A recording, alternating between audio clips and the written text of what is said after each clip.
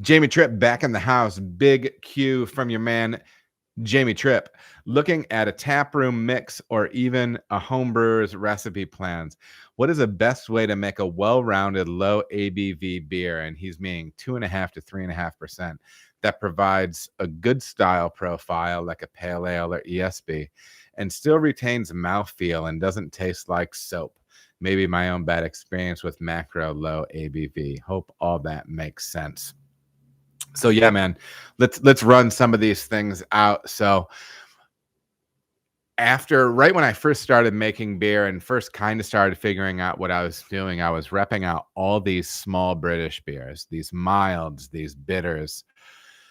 And they're cool little beers, man. And they're in that 3.5% range. I think that there are some things that make those beers work that are non-native to how we drink and serve beer here in the States. First of all, I probably left it out on the thing. When I got this question, I picked up Session Beers by Jen Talley, I think. Hold on. Okay, sorry. This book, Session Beers, Jennifer Talley, great book. And I jumped into that because Jen knows what she's doing. She's been killing it with session beers at major competitions for a long time. And I distilled down a few things that she recommended, and I'll spin off of that with some of my own experience as well. She talks about using malt of origin, right? So if you're doing something German, if you're doing something British, grab those base malts if you can. She said she's sure that you can make good versions of those beers without those, but there is something to actually sourcing the same source materials, right? And I tend to agree. She talked about using a range of caramel malts, which is something you probably have heard me talk about before. I remember Jamil Zainasheff, former brewmaster at Heretic Brewing, talking about that way back during the Brewing Network days when he was doing the Jamil show. And he was always talking about trying to create an arc of flavor. And he was saying that if you wanted to use, crystal 40 in a beer and you wanted, 10% crystal 40, he said, try using 5% crystal 60 and 5% crystal 20. Okay, so you're generally going to pull the same final color, but maybe you can make a little bit more of a range of flavor than one just straight line. Okay, if straight line is what you want, that's great. But in these small beers, we're trying to drive complexity, right? We're trying to drive complexity. And something that she also talks about is so important is balance. All right, we really need these smaller beers to be balanced to come off well. She also encourages people to be using the dextrin malts. There's a range of them out there. Carapils is 1.5 Lovabonds. I think tons of places have Carapils or a product similar to it. I was just listening to an interview with some dude on Craft Beer and Brewing. I don't even remember who he was, but that was the one thing he wasn't going to tell you, was what kind of Carapils he uses. You said it, he was talking about tons of other stuff, but apparently that one Carapils he has is really baller. So anyways, yeah, you can use something like a Carapils, a dextrin malt, and potentially even a chit malt, which is an under-modified base malt that can help on the protein side, the body side, and the foam positive side. She also talked about using, rather than using roasted malts, traditional roasted malts with the husk on, she talked about using de-bittered or dehusked roasted malts. She feels as if using those less aggressive versions of those roasted malts plays a little bit better in these really small, kind of 3.5% beers. She also talks about exploring the upper range of the mash rest, making some longer chain sugars in the mash. And then one of the other things is, the carb level and temperature on serving on these beers are really important.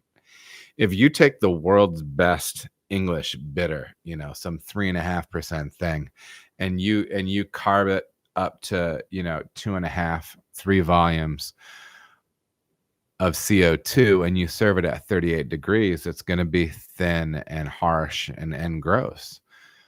You know, if I think one of the challenges is, you know, is being able to pour some of these, you know, there's a reason cask beer is the temperature it is and the CO2 level that it is because it actually serves fuller and rounder like that.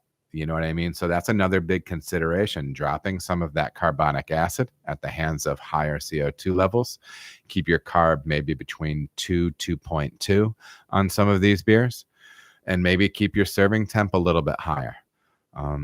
So I think those are some good things. And just speaking to yeast, as if you're listening to the live stream, you heard me just kind of talk about yeast a bit before. But I would use a nice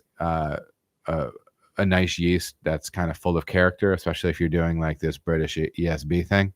A nice full of character yeast, one of those nice traditional British yeasts.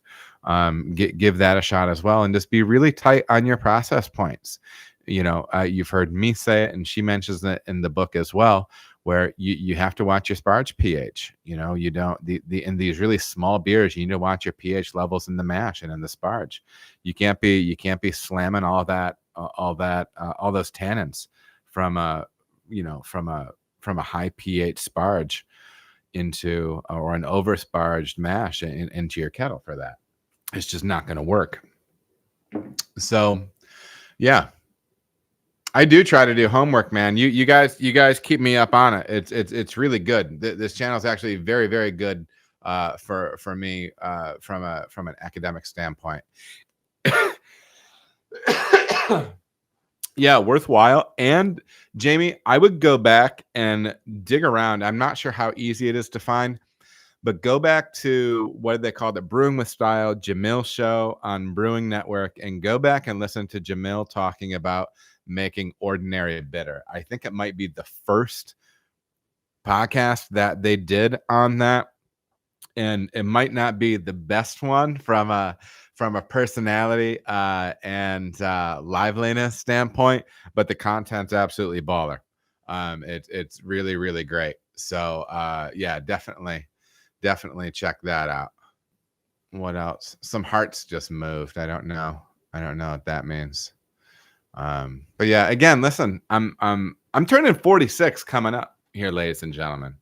46. The bad news was I thought I was turning 45, but I'm turning 46. I mean, not there's anything wrong with that, you know, but I thought I was. I don't even know how old I am anymore. That's not good. Anyhow, yeah, man, that's what I would suggest as far as banging out these low ABV beers.